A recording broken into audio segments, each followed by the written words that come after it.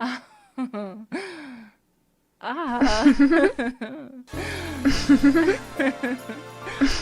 Oh.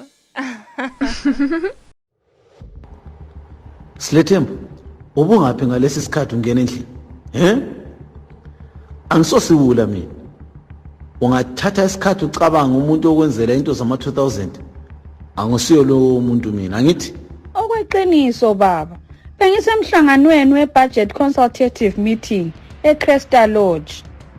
Crystal Lodge bese lizihambele emalodge ukuyenza into ezikhohlakele into zokuganga. Ufuna ungiqambela amanga ukuthi uhambe ku consultative meeting ucabanga ukuthi angizazi izinto lezi elizenza emalodge? Baba, lokho okukhulumayo yikho okwenza singathathi amathuba esilawo ngokomthetho njengezakhamizi ukuthi siphatheke enhlelweni ezithinta impilo zethu. Utsho njalo ngoba nxa amanzi engekho wena kawuphatheki kubi ngenxa yokuthi thina abesifazana yithi esikukhela amanzi esibholaneni. Kunje silomntwana osebenzisa i-wheelchair. Amanzi engahamba siyaswela ukuthi sihambe laye njani ngoba imigwaqo igcwele amagodi njalo isibholani singuma. Mama, laba ufuna ukuvala indaba esegcekeni.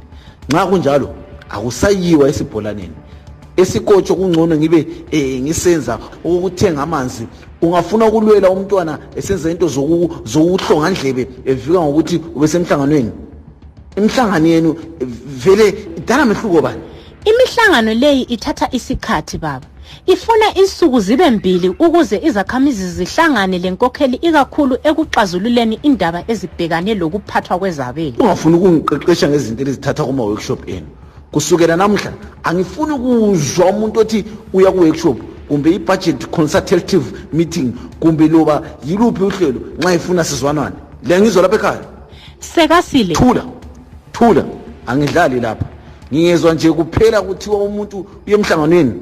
Liza ngibona. Liza ngifunda ngivaliwe. Linjani baba? Mnumzane.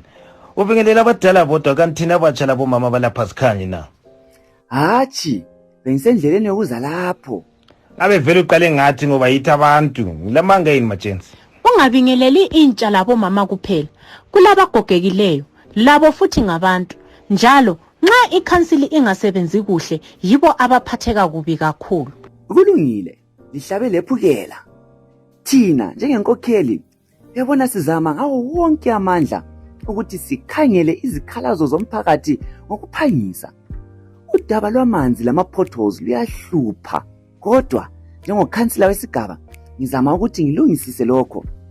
Okwamanje sizafaka ama-CCTV ezibholaneni ukwenzela ukuthi uzobulala lezi zibholane uzobonakala njalo abanjwe. Kukhona yini lokho okukhulunywa ngokhansila? Thina sifuna amanzi nje cha. Asifuni lokho kwama-CCTV ezibholaneni. Hayi, sikhathele ukudlaliswa yini. Ngiumuntu ongaboniyo njalo uhamba esigabeni kuyangihlupha ngenxa yama-potholes. Libona kukuhle yini ukuthi nxa ngihamba ngibe ngwele emagodini? Hayi. Nxa lisenza ama-budget yena likukhumbula ukuthi kulabantu abangaboni kuhle abafuna i-braille kumbe i-large print. Phela kulilungelo lethu ukuthi sithole impiko efana laleyo njengawo wonke umuntu. Kusenjalo udadewethu ehlezi lapha akakhulumi njalo kuyezwa lasendlebeni. Kodwa lize lapha lingela la sign language interpreter. Hayi baba council. Lidinga ukufundisa ngezinto ezifana lalezi ecouncil. Singabe sibancane kweminyaka kodwa lokho akusho ukuthi sizithutha. We know that the system of local government in Zimbabwe provides a sound arrangement within which local people fulfill and exercise their democratic rights. We're an equal partner in promoting improved service delivery within our locality, and we deserve accountable leadership. The same way you need accountable leadership is the same way you need responsible residents who play their part by paying rates and rents whenever they are due. Indaba yokuthi alibhadali amanzi. Kodwa oyithintileyo indaba leyi ukhuluma ngabagogekileyo.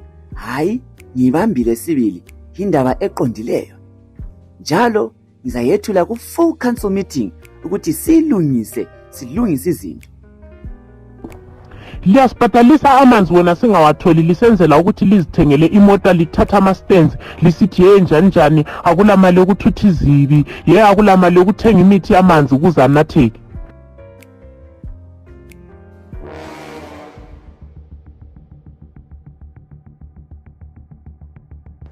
Nasile ngathini ngodwa kwale mihlangano le ngangenze iphutha. Inhlangano le iyancedisa sibili ekukhuthazaneni abaphathi ukuthi badlelane lo mphakathi. Bengilalele ngikhathana njalo ngizwisisile ukuthi izihluthululo ze-service delivery, accountability, transparency, le-engagement. Madoda, I am sorry my wife.